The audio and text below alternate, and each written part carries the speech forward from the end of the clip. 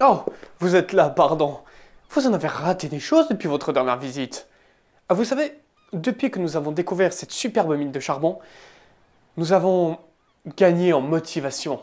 Et surtout, ça m'a donné de l'inspiration pour écrire un adage. Écoutez ça. Qui mine ardemment apportera toujours de la richesse à son dirigeant. C'est pas mal, hein? Mais je pense que je devrais mieux le garder pour moi. Parce que depuis que la bibliothèque a ouvert, ils ont commencé à être un peu plus cultivés et à prendre de nouveaux mots comme salaire et vacances. Quelque chose me dit que je suis pas dans la merde.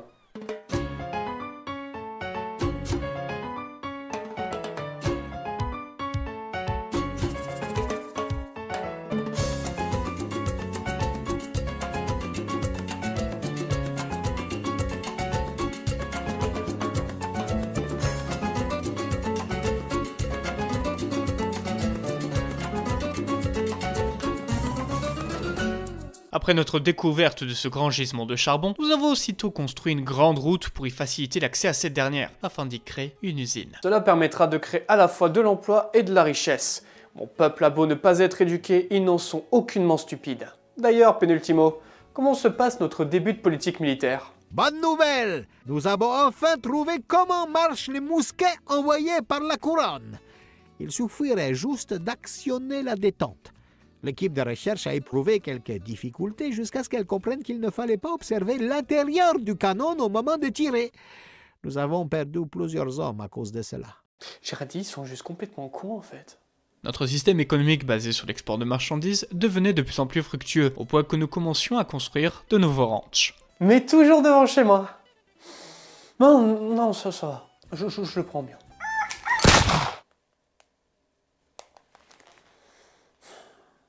Quoi? Mais bon, c'est vrai que je suis un peu tendu ces derniers temps. Vous savez quoi? Et si je vous invitais à mon sport favori? La chasse aux pauvres. Si, c'est un vrai passe-temps. Le principe est très simple, on a un faible taux de sans-abri qui construisent des abris de fortune, et notre but est de les détruire, tout ça pour bâtir de vraies maisons, et qu'ils aient enfin la chance d'être logés dans de bonnes conditions. Après, s'ils n'ont pas les moyens d'y vivre, c'est pas grave. Ils peuvent rebâtir un abri de fortune ailleurs.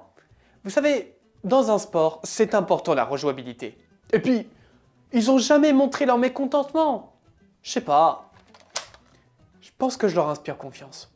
Mais bref, le peuple de Tropico se porte bien, au point où Evita Vasquez me fait une demande des plus surprenantes. Nous, le peuple de Tropico, réclamons les droits de porter des rames. Je crois qu'il y a une faute, non? Bon, j'ai toujours un peu pédiatré alors que la moitié du budget est parti dans l'éducation, mais c'est pas grave. C'est pas grave. Tu sais quoi, je vais accéder à ta requête. Qu'est-ce qui pourrait mal se passer? Pourquoi c'est Penultimo qui leur a appris à tirer? Mais bref, après ce malheureux accident, Evita revient avec une pierre précieuse, et au lieu de la vendre, je préfère directement la léguer à la couronne. Mon but est clair, satisfaire la couronne le plus longtemps possible dans le but de remplir nos caisses, pour financer à la fois notre armée et ma politique. Mon peuple a beau ne pas être instruit, ils sont forts, courageux et téméraires. La couronne, elle va nous donner notre indépendance, de gré ou de force. Il n'y a pas d'autre issue possible. Avec du temps, de la patience et avec beaucoup de budget, nous avons pu construire plus de 8 tours de garde, un phare et surtout un fort militaire. Maintenant, on est prêt à demander notre indépendance. Et si la couronne ne le veut pas, elle va sévèrement le regretter. Et merde, on est attaqué! Le Lord Waxworth m'indique avec un certain dédain qu'une bande de pirates vient sur nos terres pour nous piller. Et bien qu'ils viennent, ils vont être sacrément surpris.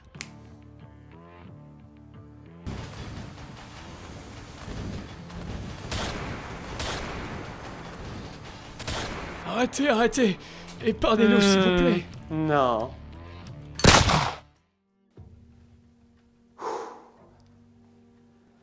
Prochaine étape. L'indépendance ou la mort.